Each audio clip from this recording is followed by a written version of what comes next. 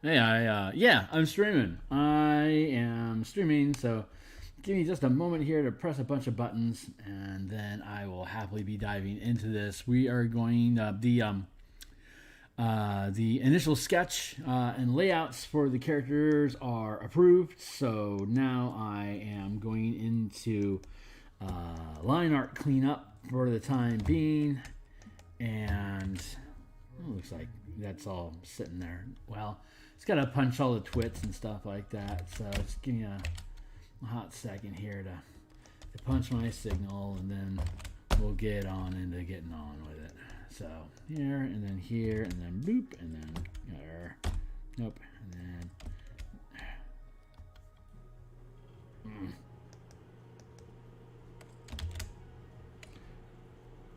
there we go. Nope, nope. Man, my mouse is just being fidgety as all freaking get out. So we're gonna have ourselves a day.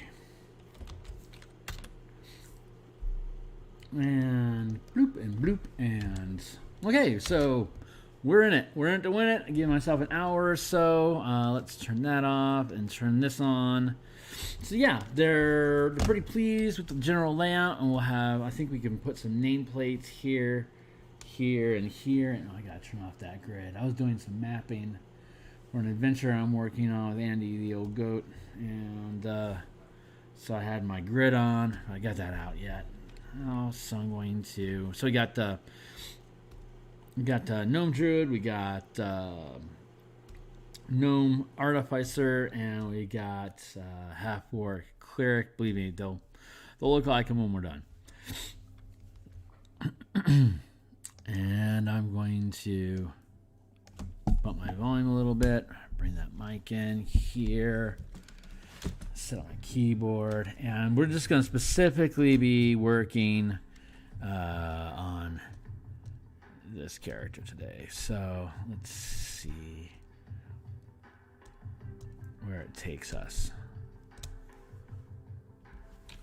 I'm going to set a timer, and it's 10 o'clock here in Seattle, so I'm going to give myself a 30-minute timer. I'm exhausted. I got horrible sleep last night, but we're going to see if I can kick through an hour here. So I'm setting a... All right, there we go. We're good. So...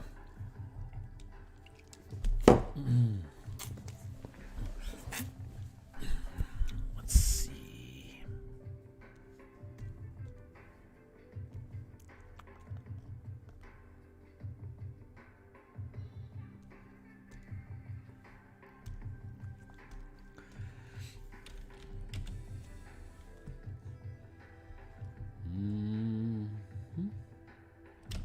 Okay.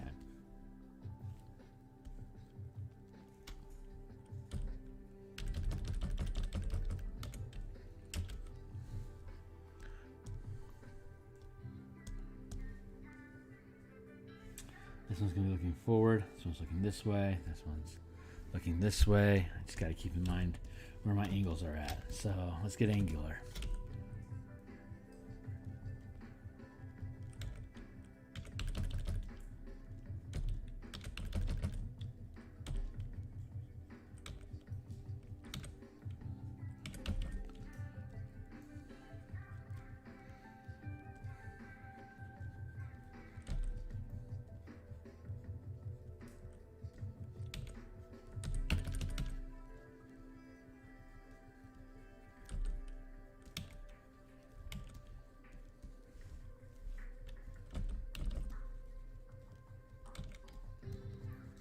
Yeah, I almost feel like I should fade this down and just overpaint it. Yeah, let's do that for a bit.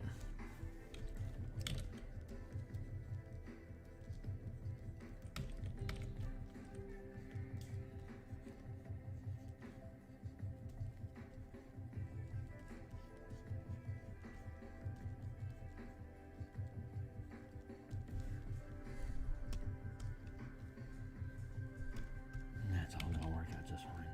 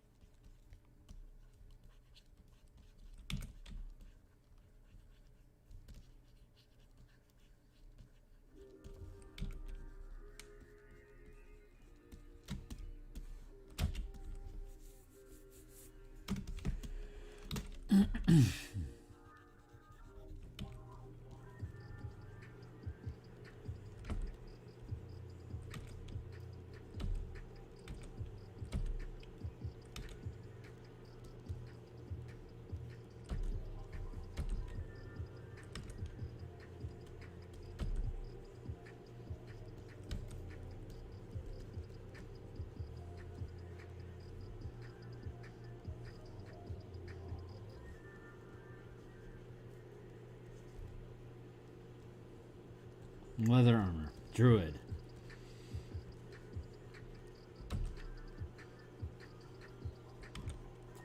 Forest gnome. These are the words that guide our decisions.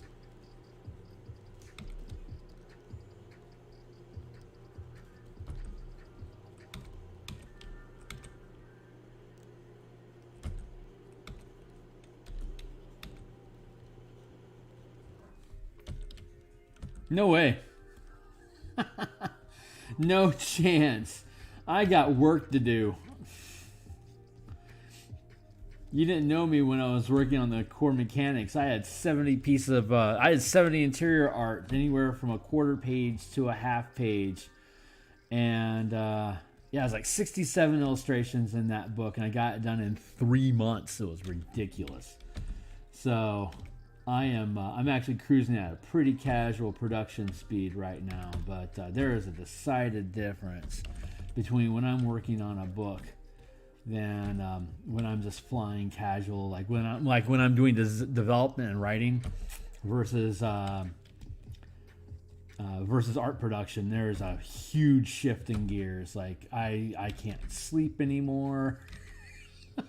Like when I'm writing, I get to sleep all the time, but as soon as I drop into artwork, it's like nope, no sleep till Brooklyn, dude. So yeah, this is my fate. I'll catch an hour and a half here, and then I'll go to bed, and then I'll probably be up at 6 and finish up some of the elemental key artwork, and then have a day. I appreciate you caring, though. That's so kind. Thank you. No, absolutely not.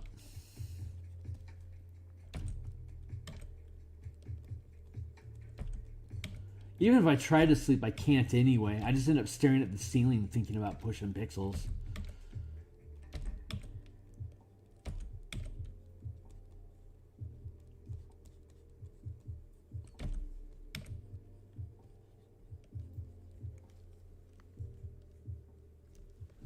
Nope, I just use the Awaken tablet, a little 6x9 tablet, and a stylus pen, a little art pen, so I can spin it and it spins the brush. It's like $300, something like that. There's literally I have a Best Buy down the street from where I live. It's like 2 blocks away. So if it ever breaks, I can literally just walk over, buy a new one. I'm back in business in an hour.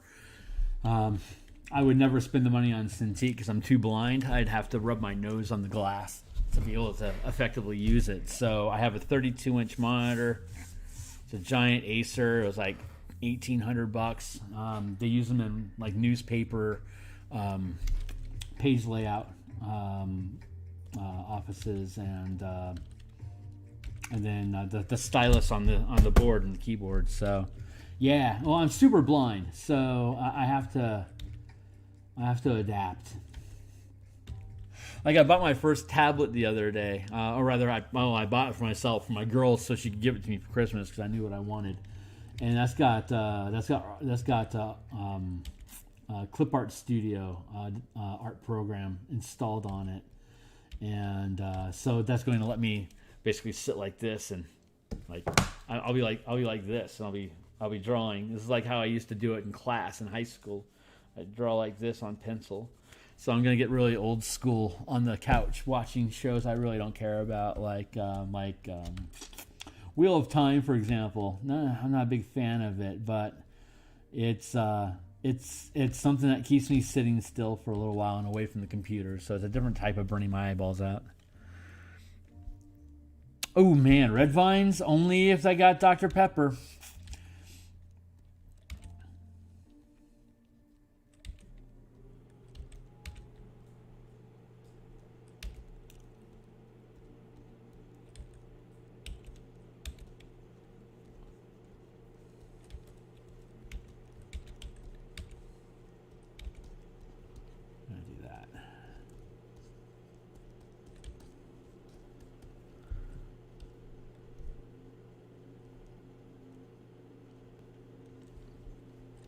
RV? What is RV?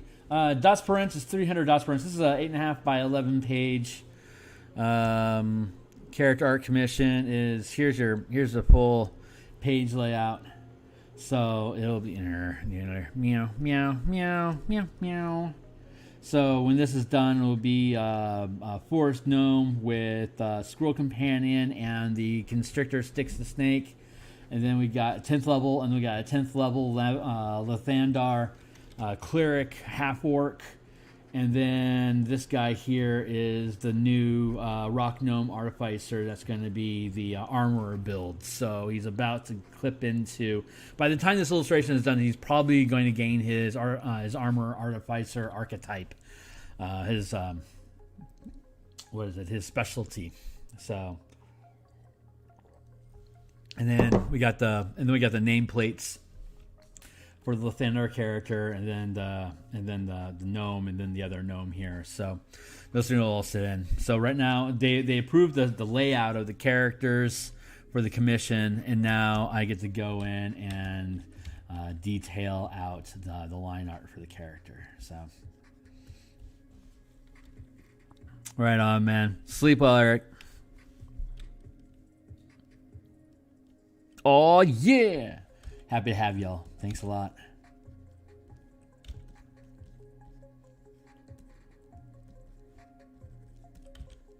Yeah, I got to finish up the spell point artificer. Pay what you want for DM's Guild. Like I did one for spell point warlocks, and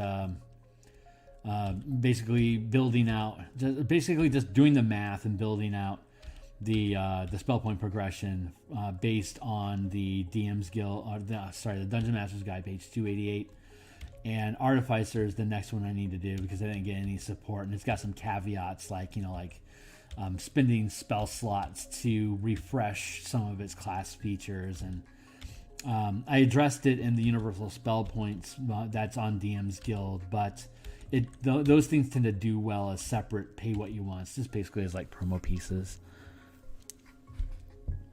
So that's in the wing. I finished up the revision for Spell Point Sorcerers today, and I am very pleased with that. And I like the I'll once I get that laid out, I'll do a stream about that, looking at how to use spell points with sorcery points together so that it still feels unique.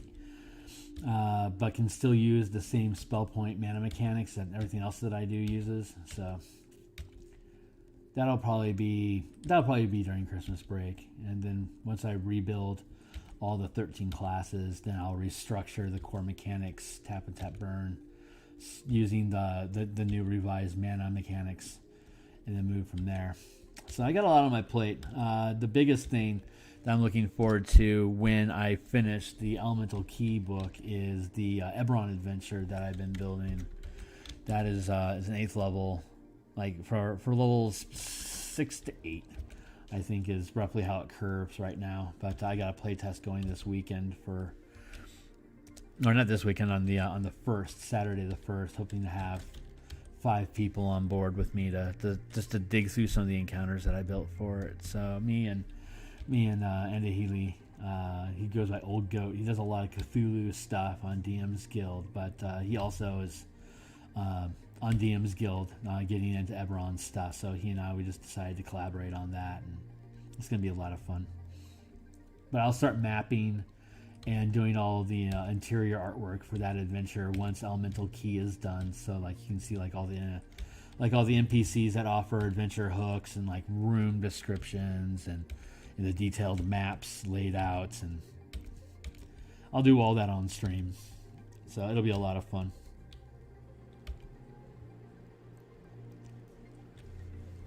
Yeah, it's pretty cool.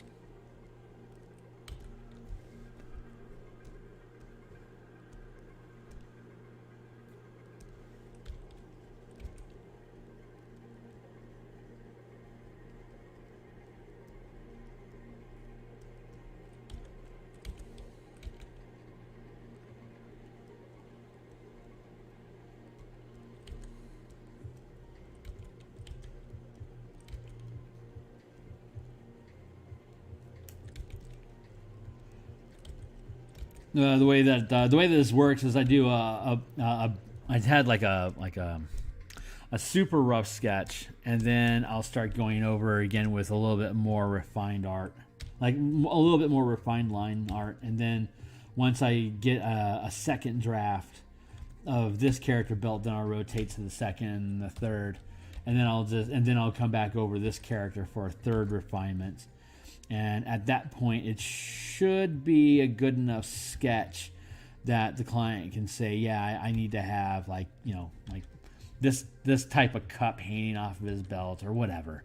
Whatever gear is pertinent but missing from the character build that I didn't just intuitively put into it. That's when I'll have a chance to say, yeah, I want to have a little bit more personalization. Here's some stuff to add, and so they'll have one edit pass to say, yeah, add these things to the character or change these things about the character, and then I'll make those changes, and then they'll sign off on it, and then I'll get into the color flats, just laying out how all the pieces will sit together colored on the page once it's done.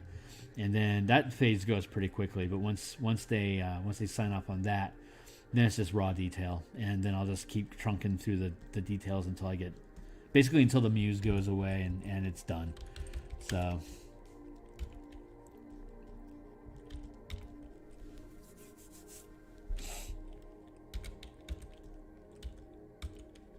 I'll just do this. So I got a timer going for this gnome. I still got 15 minutes left on the gnome. I think I've already got the form sitting pretty good already, so this is gonna go pretty quickly. I've got the whole Christmas week off, so I'll be able to just crush through a bunch of production, God willing. I'll probably end up getting sick and having like 3 days of bed rest and just like destroying my vacation time. But if that's what the muse demands, then that's what she's gonna get, because I am here but upon her request. So.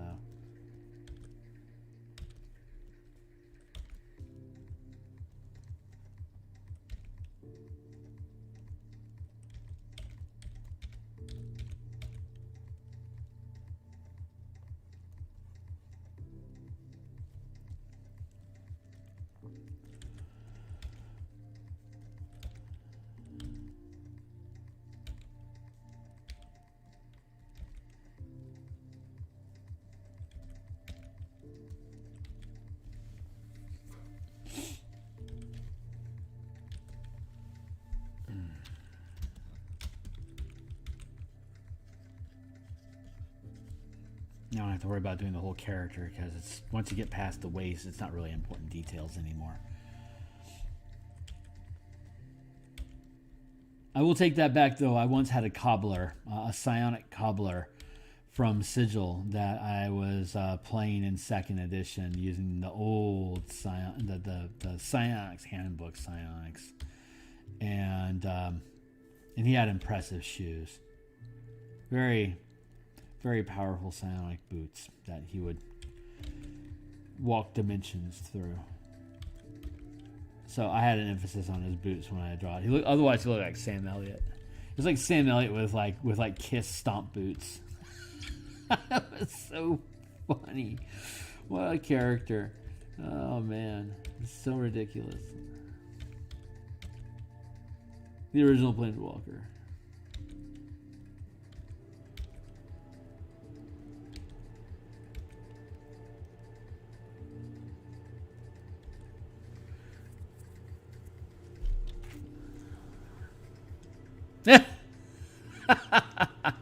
Chef. Space chef.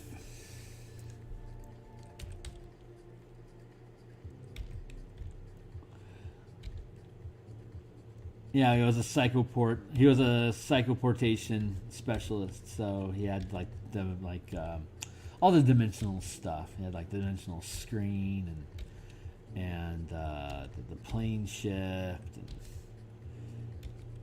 the 2nd edition psionics are pretty cool. They had that was the original feat tree where you had to gain X amount. It had to have like if you wanted a plane shift, you had to have like 5 psionic talents in the psychoportation school or a discipline, and then you could take it. It like wasn't so much built on levels as it was prerequisites, and they would just like the high level stuff. They would just stack up with prerequisites. It was a pretty cool system. It was as clunky and quirky as everything else in second edition, so it really felt like it belonged. I was running a Dark Sun campaign, and my friend George and I were I was running it, but my friend George, he and some of my other college friends, Matt specifically, had a psionic character, and we all rolled on the psionic wild talents tables.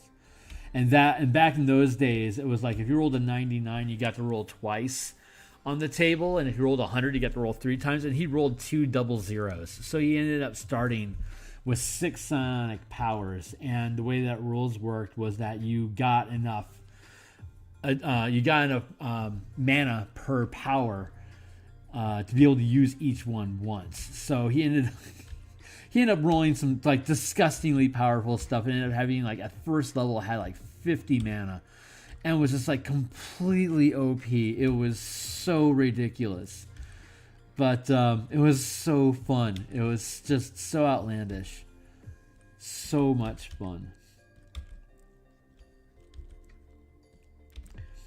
Like TSR did not care about, like TSR was almost as bad as Rifts was about power balance between different characters. Like they just did not care. Zero care.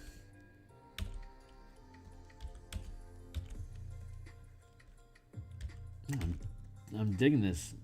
This sketchy style that I use ends up creating a lot of texture and a lot of interesting like little builds and shapes that I can then use to flesh out more gear. I just saw this guy pop up, so like I'm making a little pouch out of that right now. This is technically third phase type work, but this is the kind of work that goes into third phase. I just happen to see it here. You know, the muse, she demands what she demands. So I do what you do.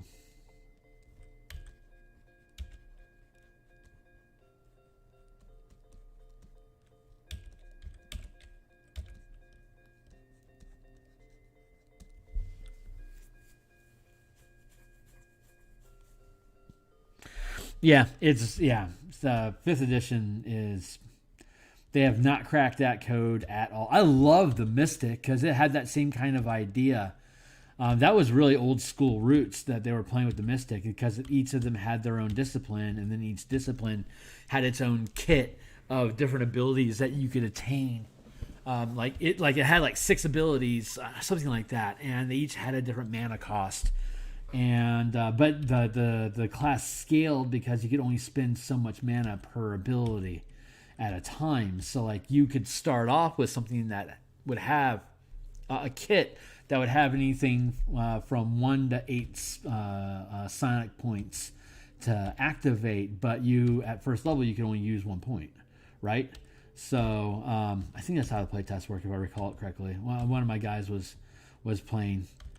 I think he was a cleric scion mix, multi-class, and I loved it. I thought as a DM, I loved it because it was such a bizarre progression and set of abilities. I think WotC needs to care a little bit less about players' feedback on if they like something or not, and focus a little bit more on whether it works or not. Honestly. They can build something else. Like if they spent the time to build stuff out so it like actually worked and then handed it out for playtest, I suspect the response they would get is, yeah, this is pretty cool. But I think they kind of like throw ideas together and then kind of kick them out there. It's like, what do you guys think about this idea? And they're like, it's not baked well enough. It's missing a lot. And they're like, oh, they didn't like it. Let's throw it away. What? Why? It's just wasting all that man time. You know, you're paying people to create these things. You should let them, you put a diamond machine, you should play the whole song. But again, that's the difference between third party and hobby designers like me versus corporate pipeline that has a demand for results within a time frame because they got work, they've got profits to make. And I don't know, maybe I'll get that big someday and lose my soul. And what is it that entrepreneurs, visionaries create companies and then they give them to bureaucrats to make sure they stay in business, and then the designers go off and they build a new company, something like that. It was a Jordan Pearce statement. He's pretty interesting.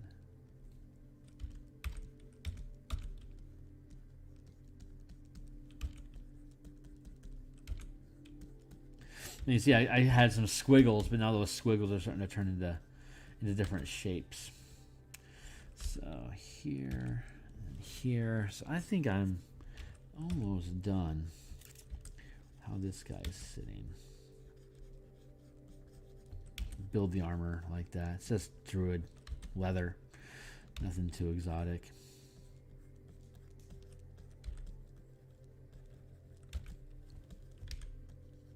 But yeah, I'm streaming this specifically because when Haschi gets the gift of the page art, then he'll be able to come over here and look at the full, the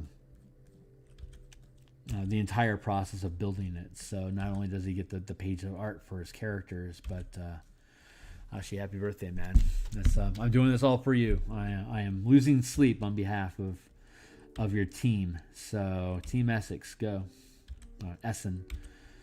I think that's what you're called.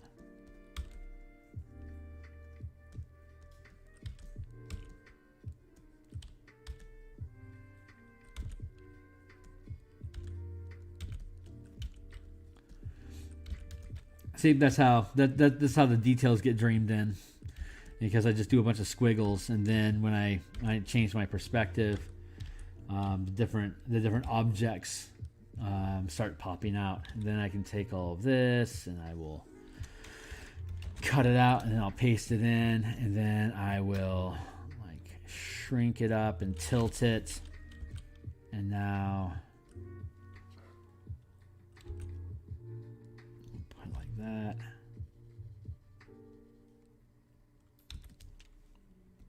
And I can warp it.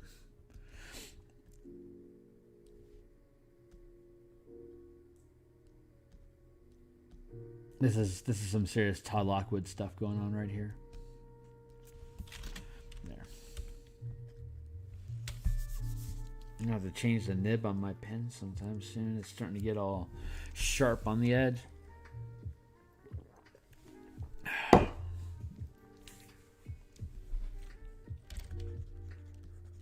So I got so bound into the focus of the details here. I haven't done anything for the squirrel on the shield or the snake stick. I need to invest a little bit of time on that. So as soon as I can stop working on this guy's pants and legs, then I can move over and start working on that. Here, I'm gonna merge that down. Merge and zip down.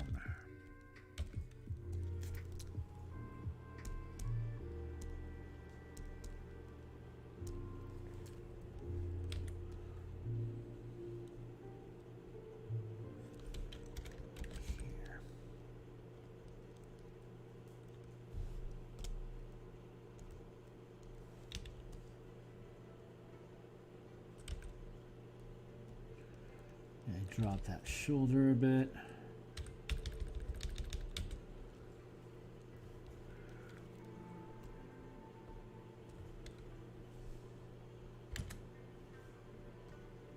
Adjust my slides here so I can see this properly. Warp it. Oh yeah, man. Yeah, Photoshop's great. It's got all sorts of cool tools. I don't know if Clip Art Studio has the same sort of manipulation tools, but once I get my tablet up and running, couch time is just going to be doodle time, and I'll be able to take that. I'll be able to export those as .tiff documents and then drop them back into Photoshop when I get home after hanging out or wherever, and then I can do like the color flats and the details and stuff like that. But I wanted to get a tablet, so I had something I can just like run around with and just doodle when I get bored, because I am sorely missing that. I used to carry a clipboard with a stack of photocopy paper on it for me to do sketch art all the time, but I don't like scanning and transferring, so I am not quite happy. I hear you. All right, we're going to reset that. I'm going to shift gears. I think I'm going to come back to here. Yeah, see, he's got this bend to it, but here it's more flat. So I'm going to try coming in here and playing with the character a bit.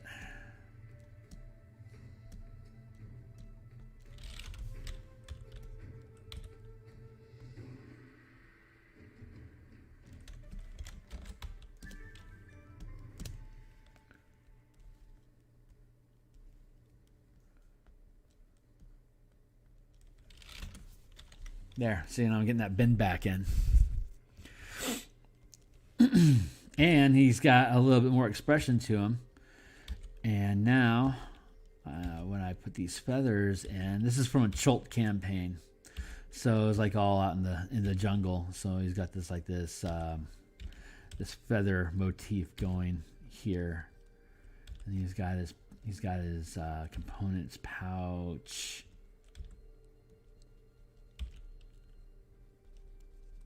here.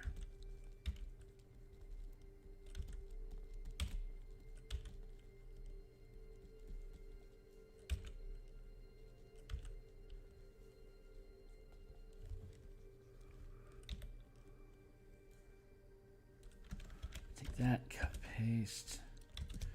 And I can upsize that a bit. Take its head. Reverse down. There you go.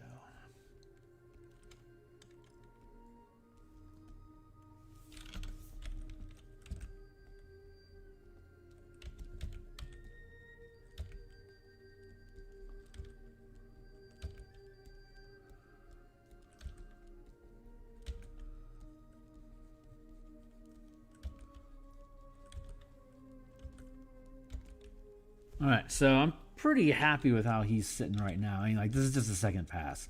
So I'll do a third pass again after all of these get swept up. But I wanted to just make sure that I like the posture.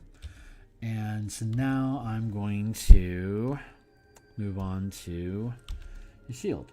So here, I'm going to drop this opacity so it doesn't stick out as much, and then I can kind of here, and I can then here. He's got his arm, and then he's got his hand. I'm going to actually move that out of the way. I'm going to do this.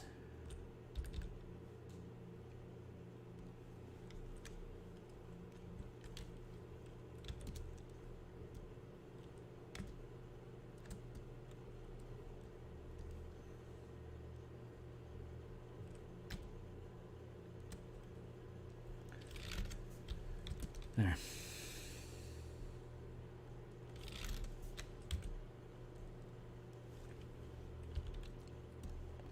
And then I'll go select, and then I will modify and contract 5, and then bloop.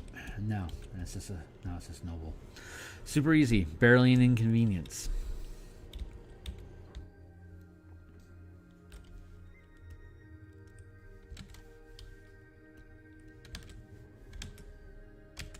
Yeah, it feels right. And wooden shield. The character sheet says wooden shield, I'm pretty sure.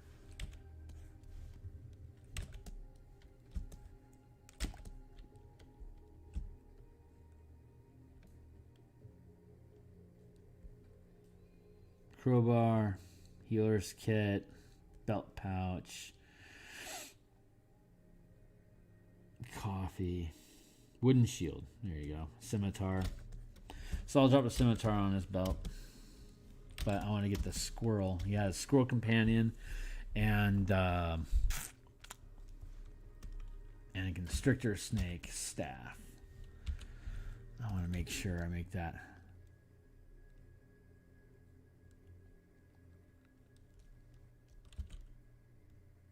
I'll probably move this. Oh god, I'm going to cover up a lot of those feathers. That's a shame. Oh well, we all know they're there. Maybe I don't want to lose the energy. Like if you make things straight up, a lot of times it kills the energy of a piece. So I'm going to do that. I'm going to put that there. That's going to end up having me move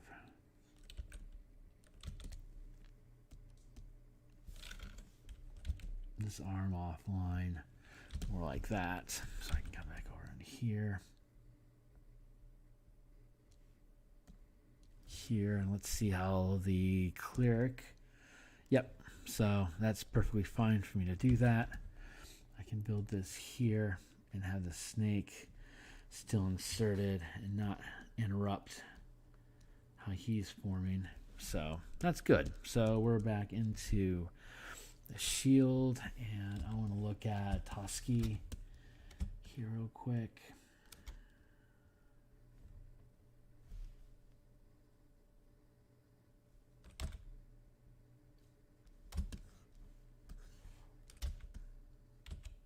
Got it. Okay. So now I can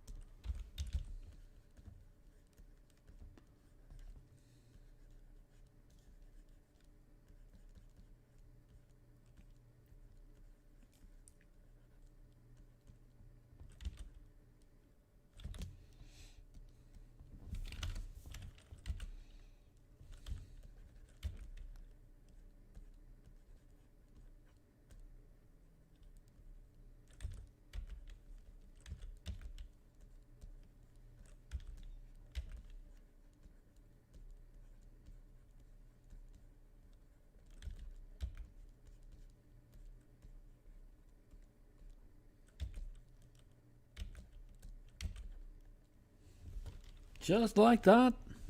Icked. I want to make sure the angle is right so he's not just sticking his butt in his face, though, because how rude. He's a very inconsiderate squirrel. Here, and then I want to bring that in a little bit more. Tilt it a little more.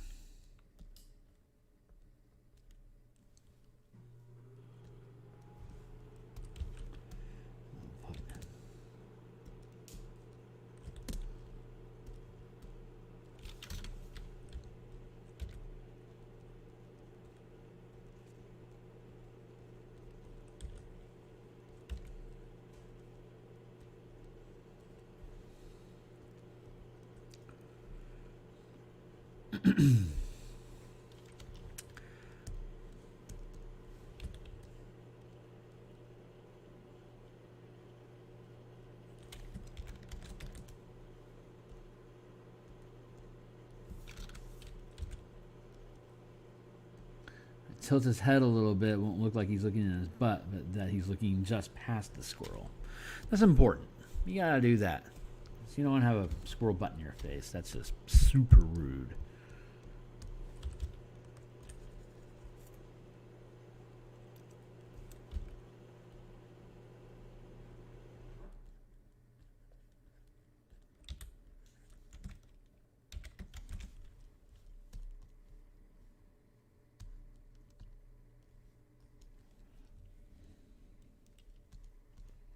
Yeah, it's a fun problem. I don't know what I'm going to do either. I just start doing it, and then it ends up being done. So a lot of times I'm discovering at the same time that you are. So it's a lot of fun. But I've been see, oh, there, that's the angle that I wanted. He's got that cockiness to him going now that I wanted. That's great. So I'm good with the shield sitting like that. And since it's wood, I can blurp, blurp, blurp, blurp, like that. Blurp. And I can use the foreshortening to make it happen.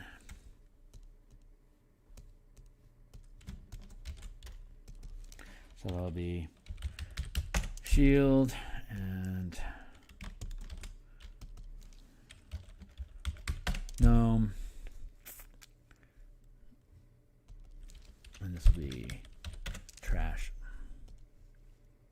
So I put the trash, that old gnome in the trash, and then I can and this old here can go into the trash, and then when this piece is done, I can delete that trash file or that trash folder. So the gnome is good, the shield is good. Collapse that. And then we're going to conceal that. And let's get this snake staff back on point. So how do I want to do this? Actually, I do need to have the cleric in the background, so I know where that form sits, so I know how to guide the snake. I want to get this angle going because I like what I got going on with his belt. It's a silly thing, but what I got going on here is so much less important than what's going on the leg here. So I want to try to wrangle these things. I'm going to bring down the opacity of that so it doesn't stand out as much. But I want to start working on this so when my alarm pops again in 15 minutes, I'll be able to safely move on to the next piece. But I want to have this. It's that uncommon constrictor snake magic item that Trent Monk was going off on about how broken it is because it's used on command, has zero limit, and whenever you dismiss the snake, it turns back into a staff, and then it gets all its hit points back, so you can just summon it again the next round. And it's completely refreshed. It's like, how is that? What were they thinking? This is the most broken item ever. But yeah, somebody at WotC thought that was a great idea because like Moses or something. I was like, no, Moses was the chosen of God. His weaponry is insane. Do not do what Moses does. If you want to have a safe campaign, there. Now I can drop this staff into position here. It's going to eat up some of that angle over there, and it's still going to feel good. Oh, it is. It's a look it up. Giant Constrictor. It's a CR3 creature. It's got like 70 hit points. It's huge, and it constricts you as an action and restrains you, grapples you, and then bites you. Assuming that you can get through it, like, oh my god, it's ridiculous. Yeah, it's a great wall, and it locks things down. And if whatever it is that you're trying to lock down is strong enough to break free of it and retaliate, you just let it soak some damage, summon, unsummon, resummon, rinse, repeat. It is a ridiculous item.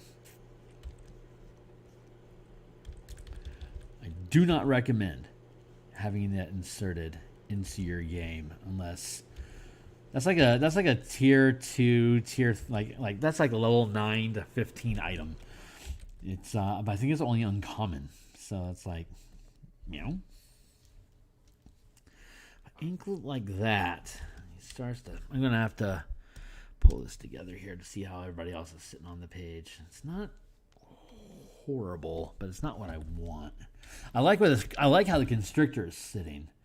That feels pretty good. I can actually bring that closer in because his hair and the tip of his ears really aren't important. But now I can get that hand going there. And that kind of is to me. So I like that. I want to change the. I feel like I want to change the angle on this.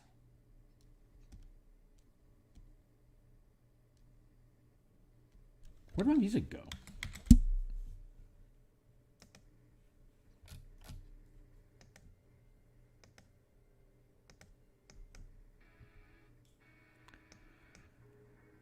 We'll do that. Epidemic, save me. Save me from myself.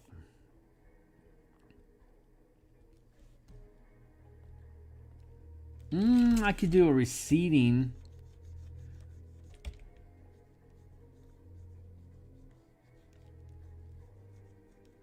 So it's more like that.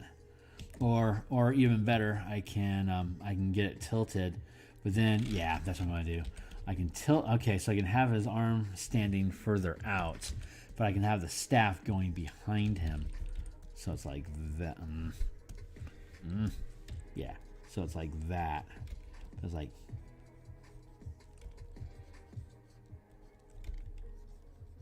More like that. Like all of this will be gone.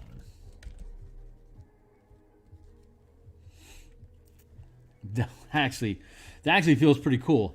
What if here, I'm going to hide that real quick, and I'm going to sure, why not, buddy?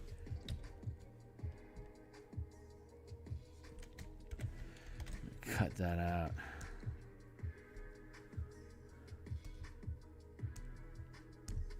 Here. What if I do this?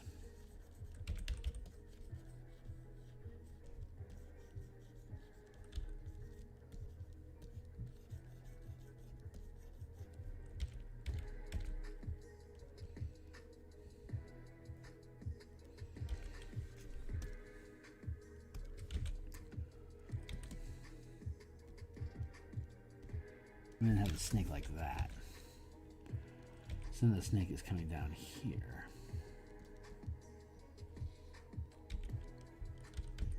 But all of this will be behind the character. Like that. That actually feels really cool. Then I can have the snake down here like that.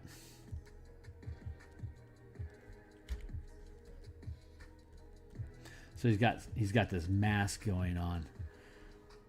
Oh, that's actually pretty freaking sick. So I think I'm content with that idea. We're gonna do that instead. Let's take this shield. We'll get rid of that. Let's take this shield.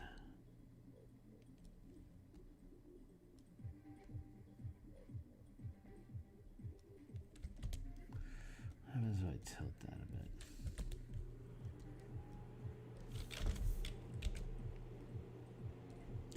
Yeah, perfect. So that's there. And okay, cool. So now we are working on the snake. So let's work on the snake. Actually, what I need to do now is restructure this so that I am building the gnome properly.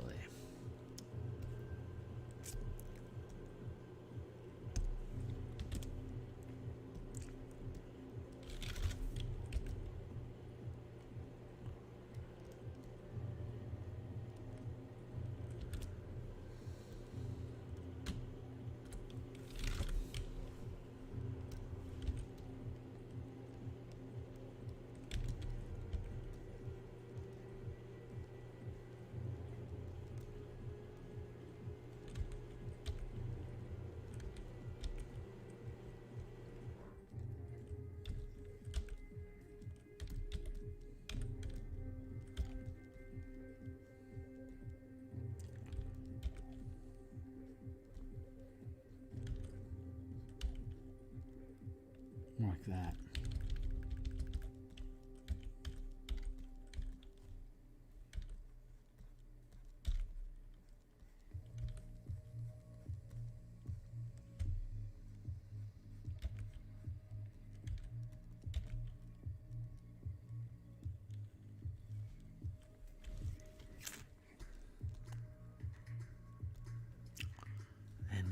do something like, I'll merge that stuff down. I'll go over here.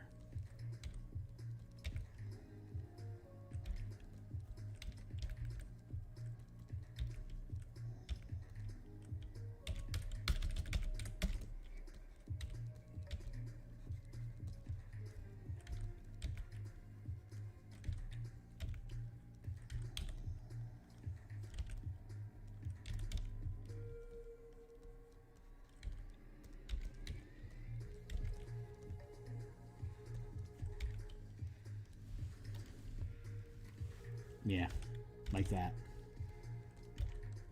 Pretty cool, huh? Is that working out?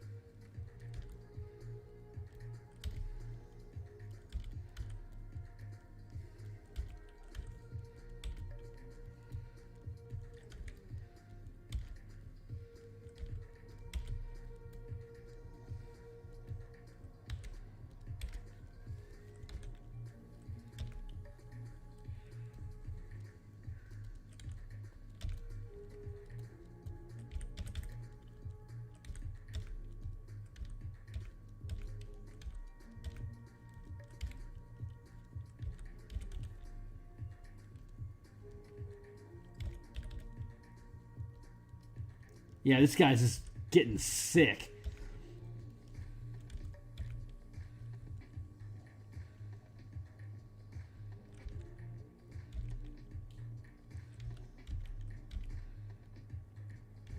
Like, do not piss this guy off.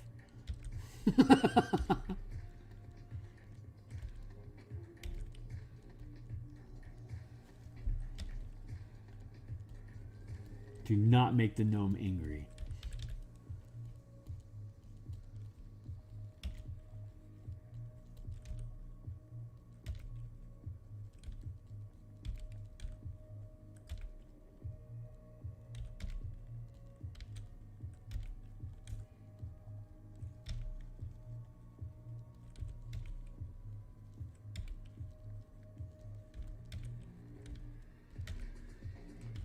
And then in about 10 minutes, I'll switch over. Is it 10 minutes? 5 minutes, I'll switch over. So snake's not where I want it to be, but that's okay. I don't mind letting the snake sit overnight. I'll get to him probably around this time. I think this is the time I'm going to be allocating to working on this sketch until it's done. Like in the morning, I'll wake up and I'll be doing the elemental key artwork, and then in the evening, I'll be working on this. And once I get both of these gates cleared, then I'm thinking I'm going to do more color mana mechanic design. Once this illustration is done, I think that's what I'm going to do in the evenings. Is just doing design work, kind of like what Taryn does on the Indestructible Boy channel. I'm thinking I'm going to go in that path, but like I'm rebuilding all the core classes and how they use color mana. So, and that's part of the redesign that I've been building for the book. It hit Electrum a little while ago, and so I wanted to rebuild it for when it goes gold. So, and I've been playtesting color mechanics for like color mana for a couple years now. So it is it's ripe for a redo, but I got this flex going, so that feels pretty solid. And then here,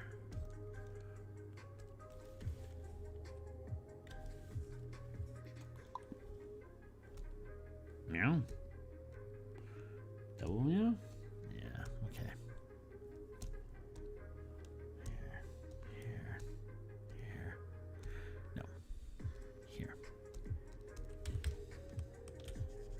Hear that garbage. Yeah, this guy's pretty sick. That's pretty dope.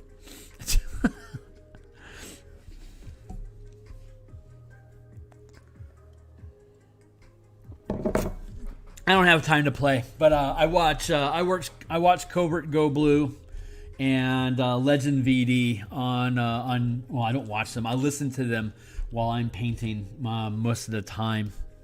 But when I played back in the days of Mirage in the 90s, I was generally a green fan. Green and red were generally where I sat. Just we did a lot of two-headed giants, and both of those were easy to add into what anyone else was doing. Like green would really complement white decks. Like we'd play monocolors. So like one guy would play a white. We had 4 people, and so we'd drop a deck and kind of just like shuffle around and see which decks we wanted to play. And then people would just pick up, would just like random grab, and then we would mix and match what we were playing, so that it wasn't like this is my deck, so I will win. It wasn't like that at all. It was a lot of fun.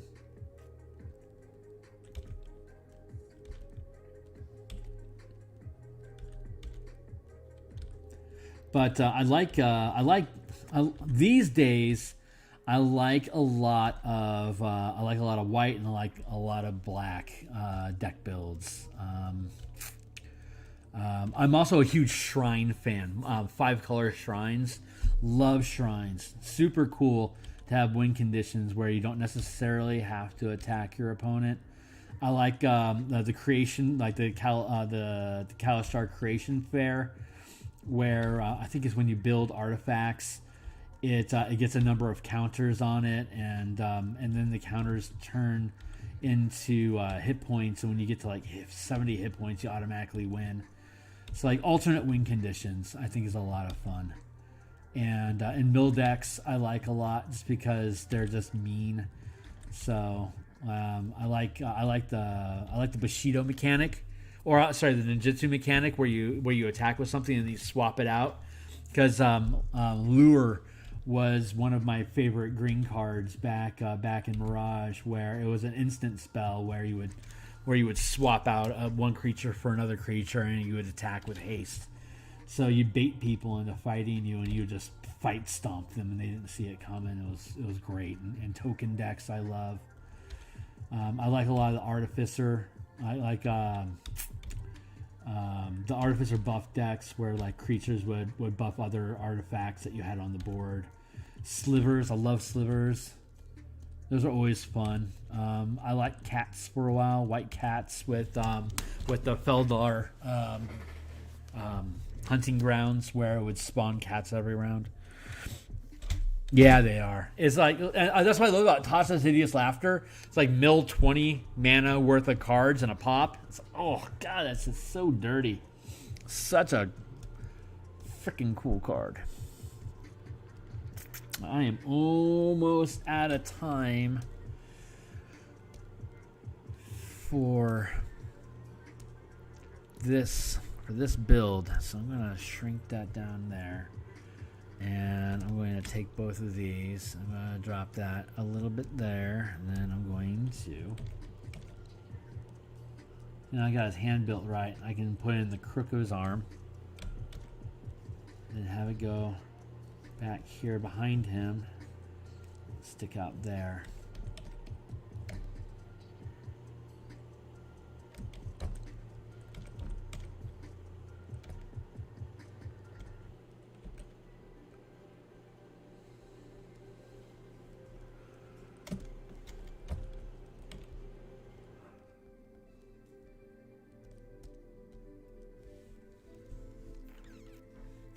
I can drop that down a bit.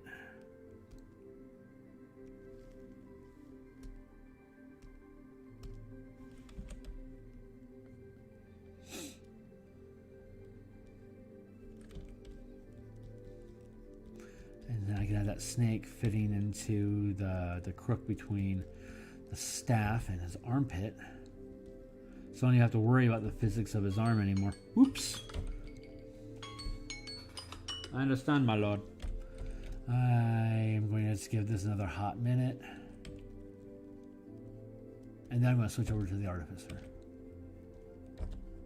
And do the whole thing for the Artificer again. Same thing as this.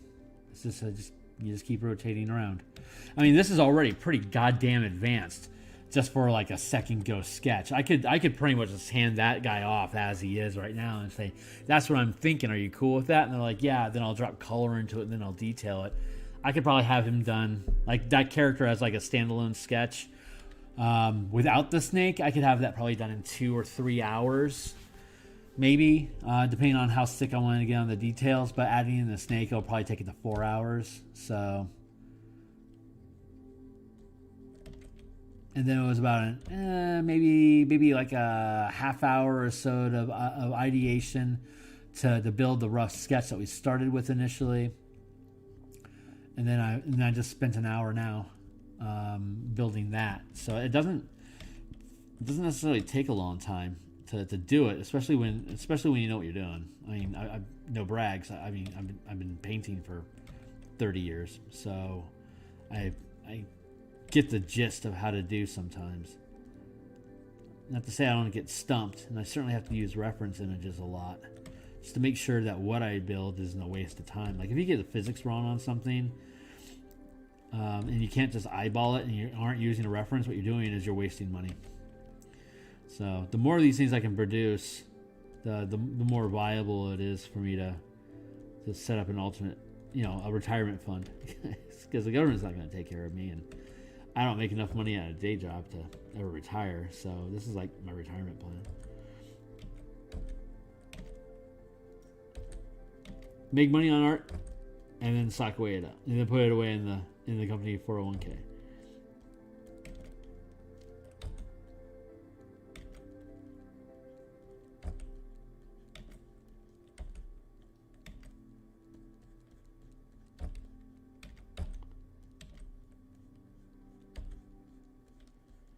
And then at some point I moved to Spain. And I cut my living expenses down to a quarter of what they are currently. And rinse, repeat. But, yeah, that's almost done.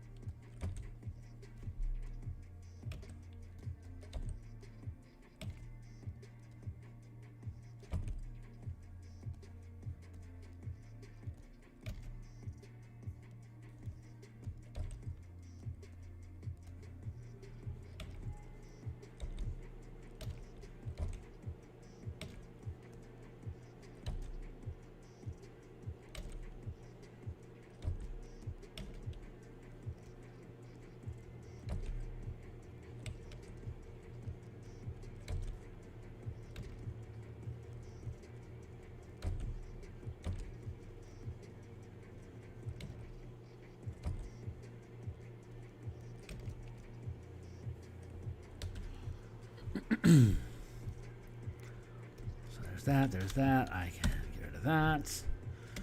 And that is snake. Yep. And then here and here, these both go to 100. And this one, I'll put a mask on that so it hides behind the back.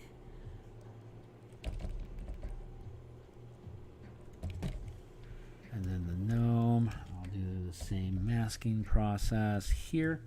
Add a mask.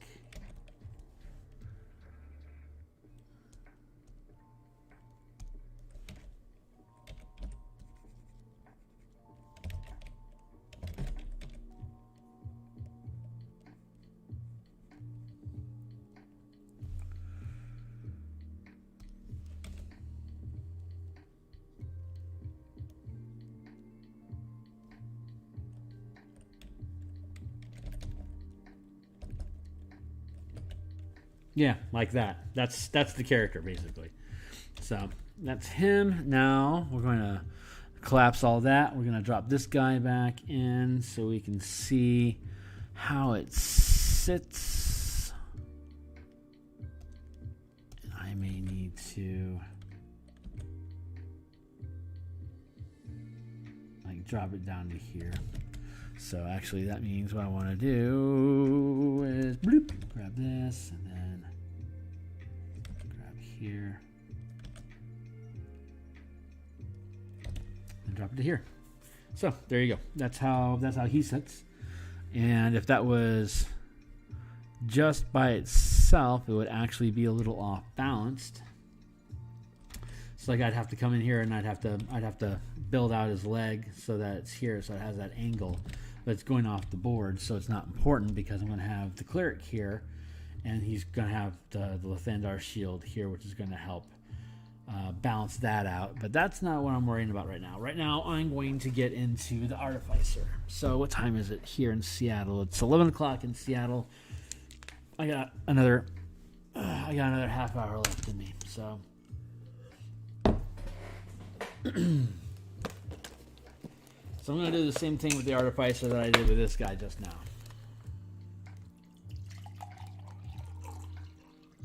So, Haschi, your family loves you, man. Cheers to you. Happy birthday. This is a fun project. I am super glad I get to do this for you guys. So, let's get back into it. I'm going to hide him, and then I'm going to disable this mask. Wrong guy. Disable this mask part. Burp. I'm going to bring this guy back in, but I'm going to fade him so we're at least aware of his presence, but he doesn't get in the way.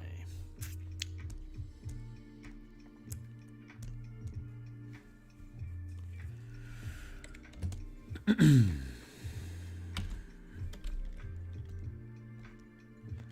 going to drop his opacity, and then we're going to go in here, and then we're going to do the exact same thing.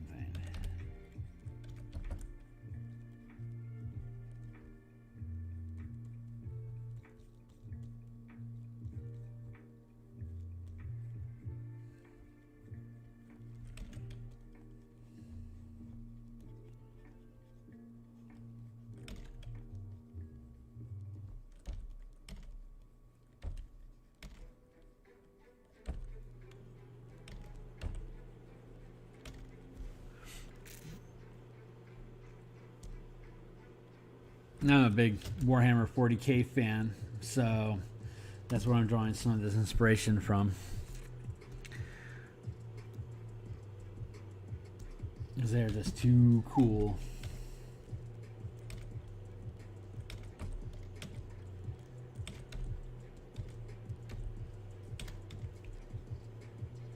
Warhammer is such a rich, such a lore-intensive universe. I freaking love it.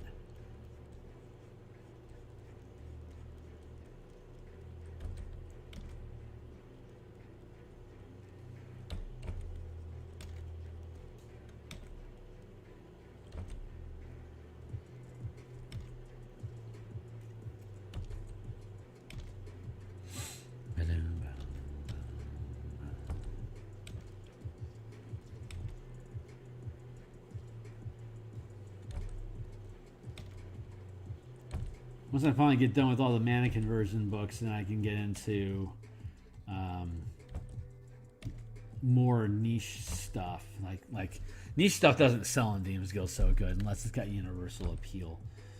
Niche is weird, but I want to do a lot of Couture Warforged designs that has them like.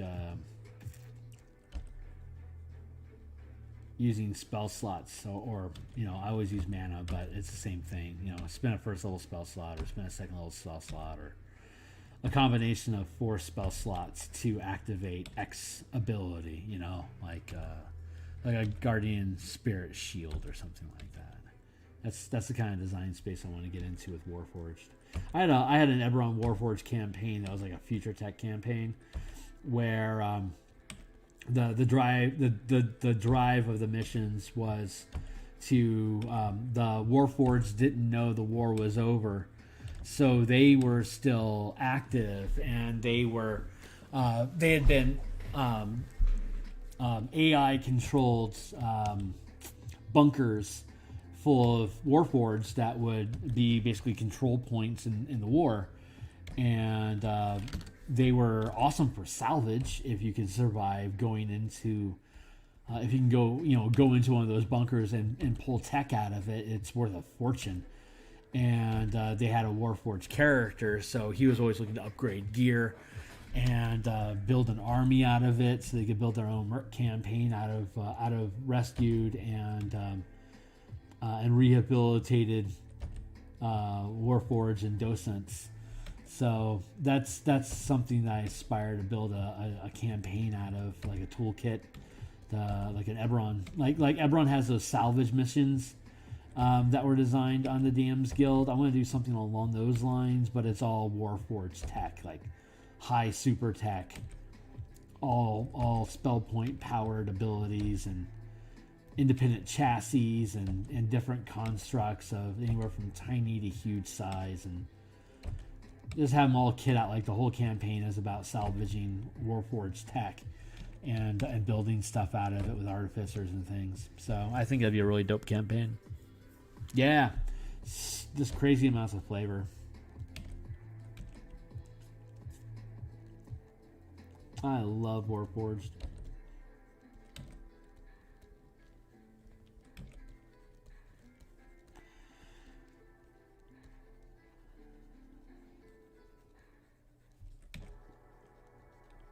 So my philosophy, my approach is build the tools that let you express what you want your characters to do. Build the toolkit, and then start building things out of that toolkit. I made Spellpoint Warlocks, and then from Spellpoint Warlocks, I made Pacts and Patrons of Ravnica, which was each Ravnica guild is its own otherworldly patron, and then you tie it to and then you use the Spellpoint Warlock pay what you want piece, so that you're using Spellpoint Warlocks that are using color mana. So if you're playing an Izzet Guild Mage, you're now an Izzet Warlock with all your Warlock spell points devoted to blue and red, and then you kit out accordingly, and then it's got specific boons, and like pact boons and invocations in the Pacts and Patrons book. But that's like what I really learned from that is, well, doing Ravnica niche couture design is awesome, but that it doesn't sell on the DM's Guild. It's too niche of an audience. That is the kind of thing that I have to build a Patreon out of. But once I get all the mana mechanics built on DM's Guild, it's easy for me to say, hey, go look at the free preview of this thing, and because today we're going to build core artificers, and then we'll just dive into the mechanics of color mana for artificers, look at some core core artificer type card art out of MTG card sets, and then either just build characters, spells, or niche core specialists for artificers. Like as an example, like I could do a Gruul clan once I get the martial mana books done, so that barbarians have mana effects to have a mana supply, so that they feel like Gruul, the same as a druid feels like Gruul, the same as a ranger feels like Gruul. I can do an Eldritch Knight and Arcane Trickster as Gruul right now using green magic, but it's not quite the same effect. I want to have the martial toolkit built, so that I can translate, so I can build Rakdos, so I could build Boros, so I could build Gruul, so I could build Dimir assassin specialists using martial effects to get the job done in combination with arcane trickster spells. So anyway, it's a big thing. I don't do I don't do simple. It's all drawn out. It's all huge, and it takes years. It takes stinking years for me to get it all built. But I mean, like, what else am I gonna do? You know, I'm gonna paint. I'm gonna make cool stuff. I'm gonna talk about it. I'm gonna make friends. So that's rinse, repeat. But you know, that stuff would never sell on DM's Guild. But I could easily make a Patreon. And it's like, yeah, vote on what we want to build this week. Here's like 4 cards. You know, pick the card that you like the most. You know, let's build with it. Like kind of like what Classes and Constructs, his channel is kind of doing. The way that he's approaching it with on his YouTube channel. But the way that I'm doing it is I'm building hard mechanics for all that stuff first. Like I've got exile mechanics, I've got card draw mechanics, I've got graveyard mechanics. A lot of it's built around advantage, disadvantage, temporary mana, sacrificing a spell. Like I know 7 spells as a 5th level caster, but I'm going to sacrifice one of them, and it's going to give me X amount of free mana for me to cast whatever I want for the next 2 rounds or whatever. So like there's different balance points you can do by converting the tech of MTG cards into these D&D ideas, and then, you know, once those mana conversion tools are built, then I can just take any card I want and just build it. And the long-term goal is to be able to take a deck of cards, like hand your DM a deck of cards, and you go on a hex crawl, and as you go through a hex, he pulls a land card for that hex, and then he pulls a sub deck, so he starts pulling monsters that are related to the color that's in that hex. And so you can have like a random adventure off of your card deck if you want. So a DM can roll in with a different type of deck. It could be an adventure deck, and so you can build decks that are meant for adventures. You know, because I just said that like 3 times. But that's the plan. That's what I'm passionate about. I think that's like the coolest way to like do D&D conversion. You can tell that I'm so much better with organics than I am with geometry, because I'm just sitting here playing with these pauldrons like for frickin' ever. Get over it, Kearney. They're just pauldrons, and you're just geeking out. You're geeking out on Haschi's time about your own stuff. So I should be respecting the process a little bit more. My muse is getting angry at me. I can feel her. I can feel her getting pissed. It's like, baby, don't leave me.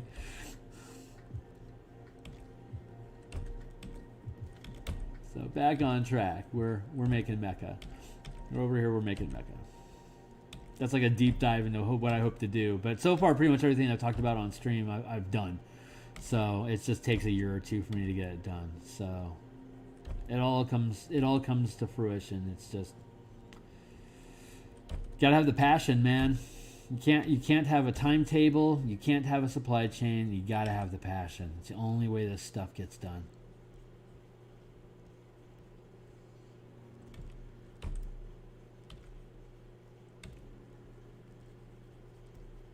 This is a rock gnome, so it's gonna be all white bearded.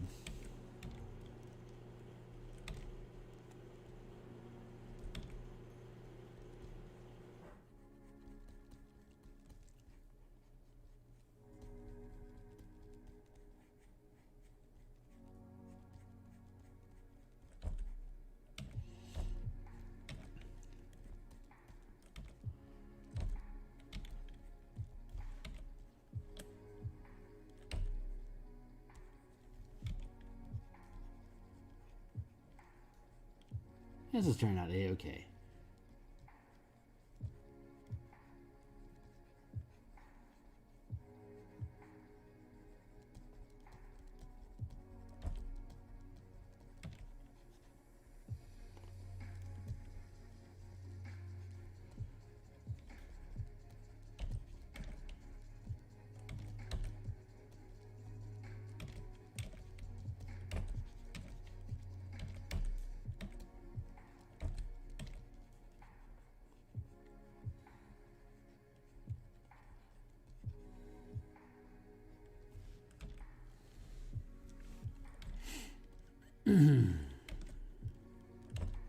Thank you.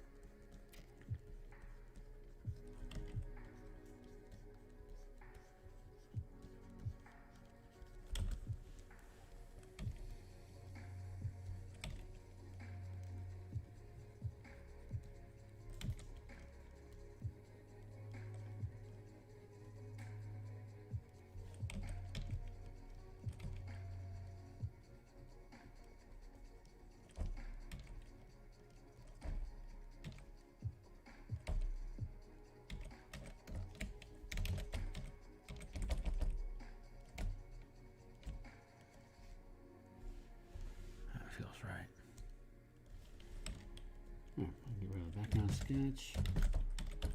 This was no, that was 20 minutes.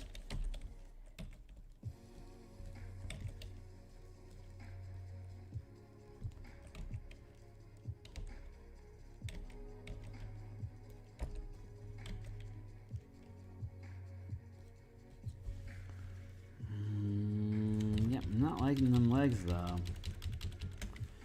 Come on, Muse. What am I looking for?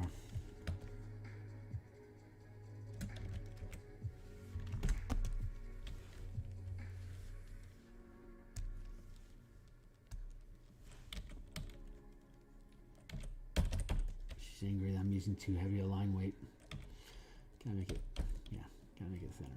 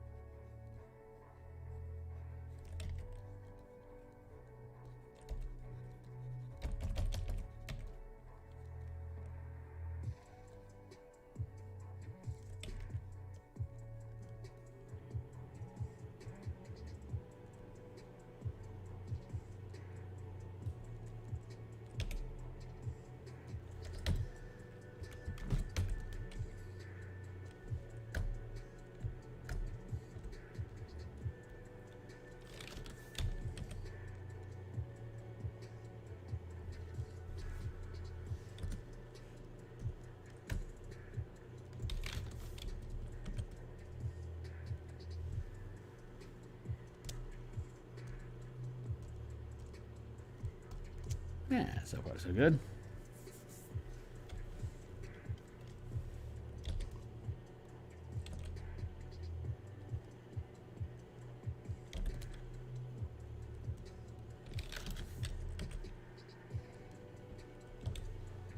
This has got 5 minutes left on this cycle.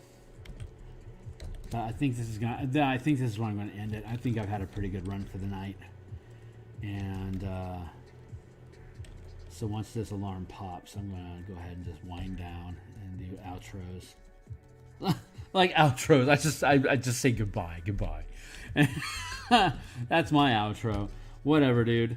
But you know, I'll get there. I'll get pro eventually. Oh, that's what I need to do. I need to make it less armory and start adding in some fabric so I can get some organics going. Thank you, Muse.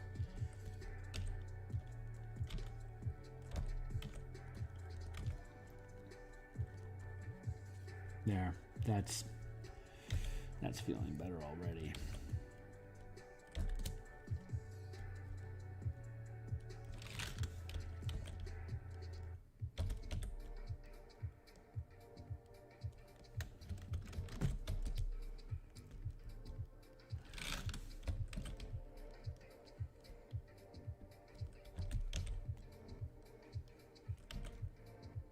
There.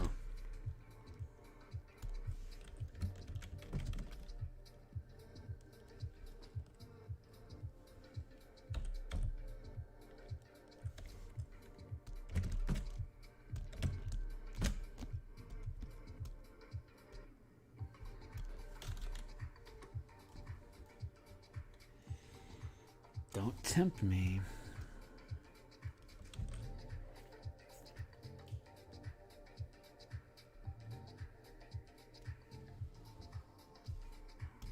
I like the cut of that jib, though. But yeah, this is working out. This worked out really well. This was a really good way for me to de-stress from the day and for me to get myself into a headspace where I could take a nap. Grab a couple hours of sleep before Muse wakes me up and makes me come back and do some elemental art.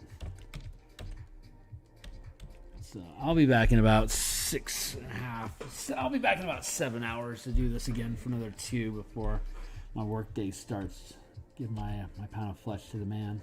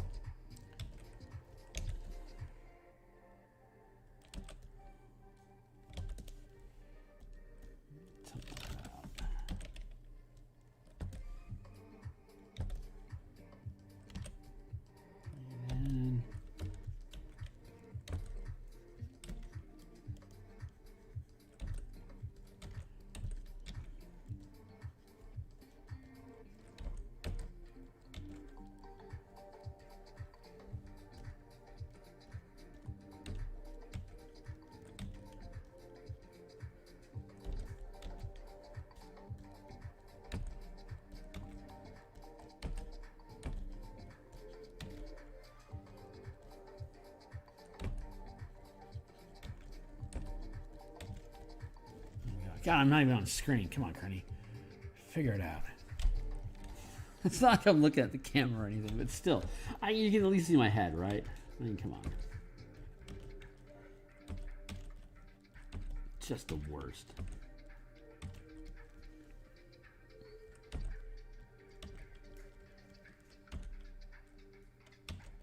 Is that turning out well? You liking that?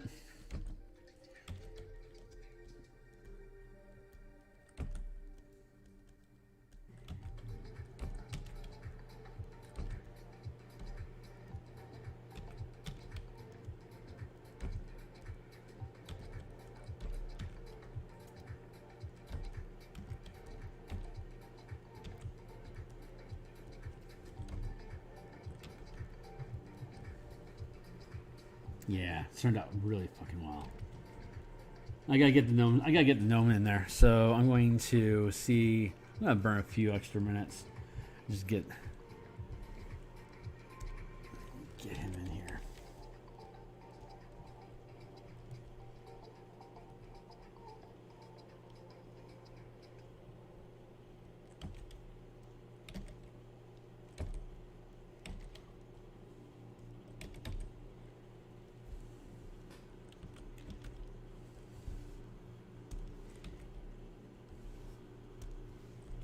Scallywag.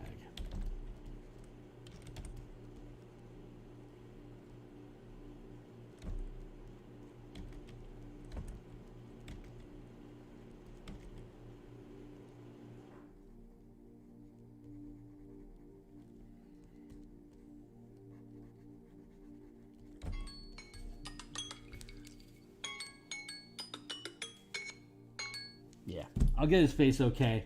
Drop it into the gear, and then I will call that quits so that I have something to outro with. So,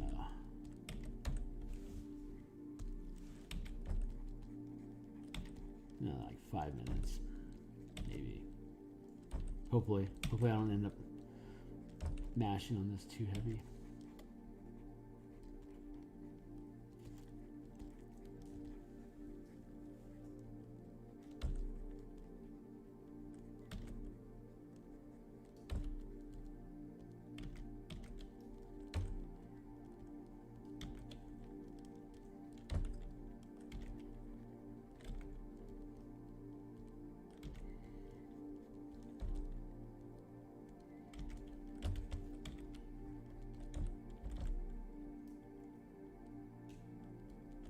I hit the save button. It's been a while.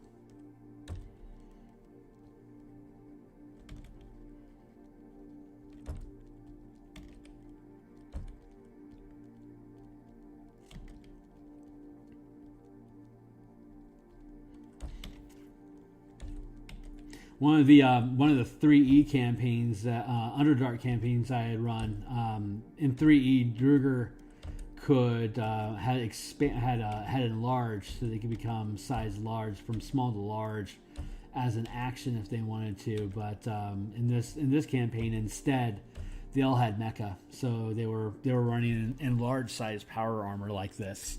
So this was something I had already queued up in my own library of fantasy memory. That was a cool campaign. It was Dro versus Druger, and the Dro were like high magic assassin types versus the Druger, which were high tech, and they ended up blowing a hole into the surface, and their war spilled out into the wherever the hell it is that the players were at. But they were like, oh yeah, we want all that stuff. So they went in and they picked side. They didn't pick any side. They just took everybody out and took all their loot. It's like, we want all of this gear. We just want to get as powerful as possible. And then they went and fought Illithids in the astral plane in power armor. It was freaking ridiculous. What a cool game. But,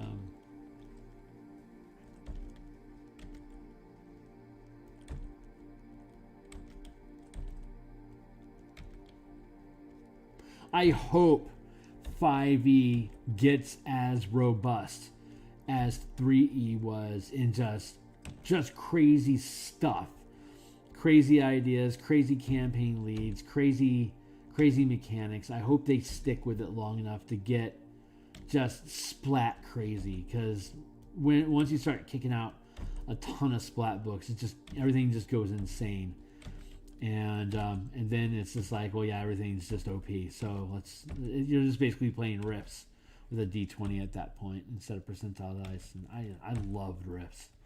That was such a cool such a cool game system, but it was broken. I mean, it was difficult. It was unwieldy, is what I'm trying to say. It was very unwieldy. So we're just about good here.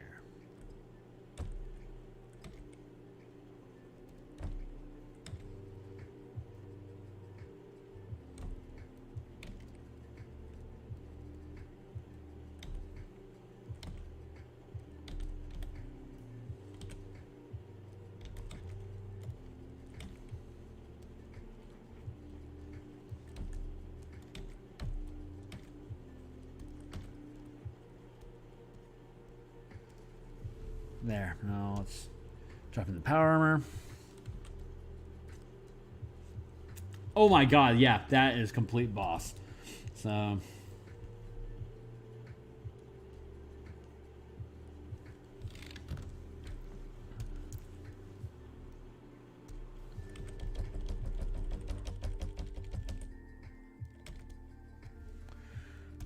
freaking yes, Plox.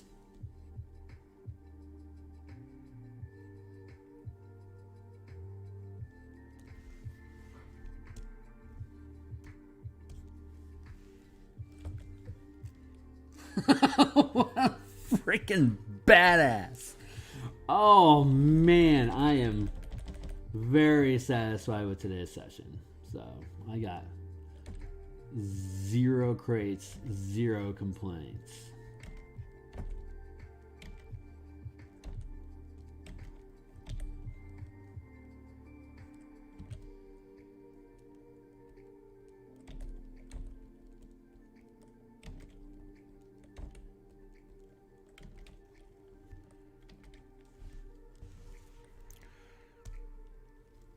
Him back in the board.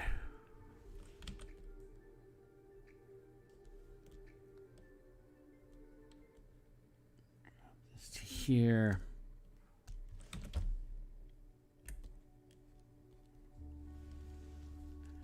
Here.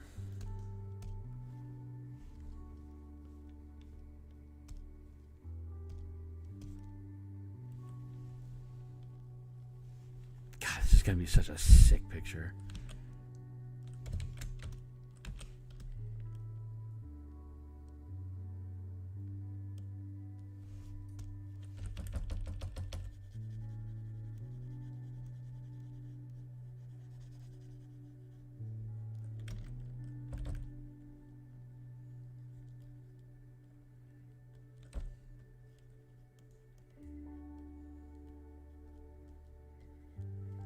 Up a bit, and then I still got a little bit of legging to go down here, but it's not really that important because we're going to drop in nameplates. So like I can put this nameplate here.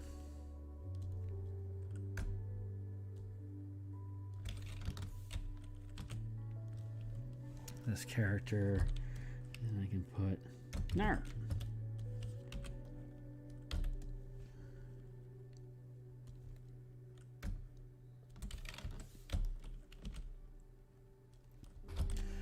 There.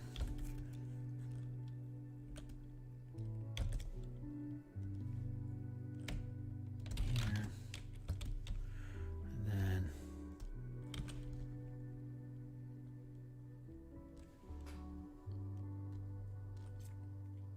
yep, still getting the gist of what needs to be done there. That's feeling pretty solid. Need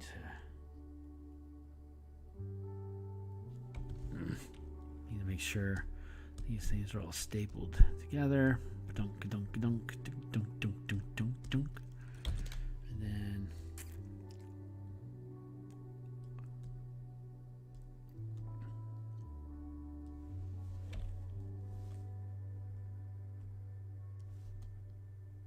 Just make sure everything sits on the base. Fuck yeah, man. Whew, man. That is, I think I'm content for the night. That's a good piece. That's not bad for an hour and a half. I'm not really going to complain. So, I think by this time tomorrow night, I'm going to have the cleric taken care of. And then I'll probably be handing this off for them to comment on for, yeah. Ooh, wait, something's missing here. What happened?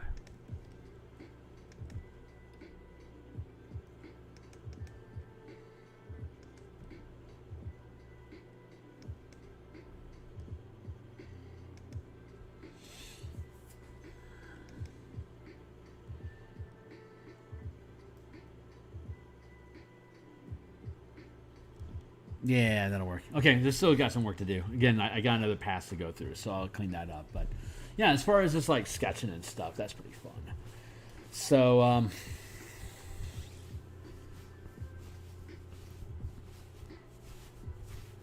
yeah, man, this is great. Thanks for chilling with me. It makes it a lot easier for me to be able to keep pushing. So that's why I do this, to make sure I get the work done. And if I pick up some friends along the way, then bless to everybody. So thanks, Improv. I really appreciate you, man. Drop me a line. And everyone else, Haschi, man, happy birthday, Haschi. I am so looking forward to you getting this. But that's where we're going to leave this for tonight. And that's save. And this is my crappy outro. So cheers.